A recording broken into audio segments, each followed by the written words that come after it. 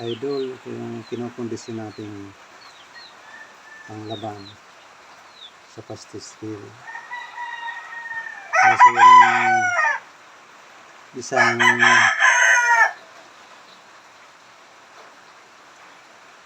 manok ko doon sa taas nakaalpas ay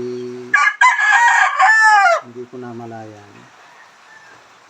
Pumunta pala doon, nakalagay ito doon sa running pin,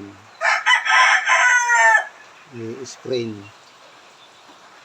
kumalo ng kumalo, kaya yung paa niya daming sugat, yung dalawang paa. Kaya siguro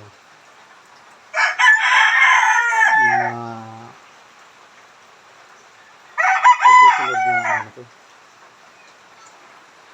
buwan o January siguro pwedeng ilaban, pero depende sa pag gumaling na siya, kasi talagang naka-ready na. Sakit yan, matagal yang gumaling kasi dalawang paa niya.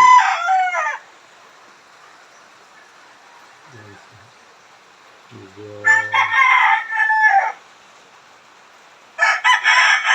sunod na linggo sana panlaban yan. Ngayon postpone dahil sa nangyari, puro sugat yung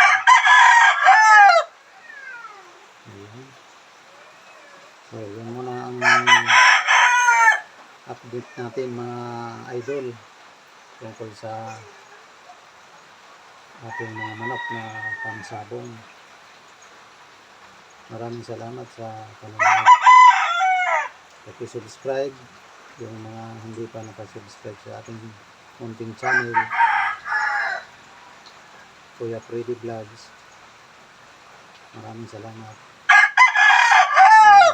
Mabuhay tayong lahat na mga maliliit na sabungero. Good morning.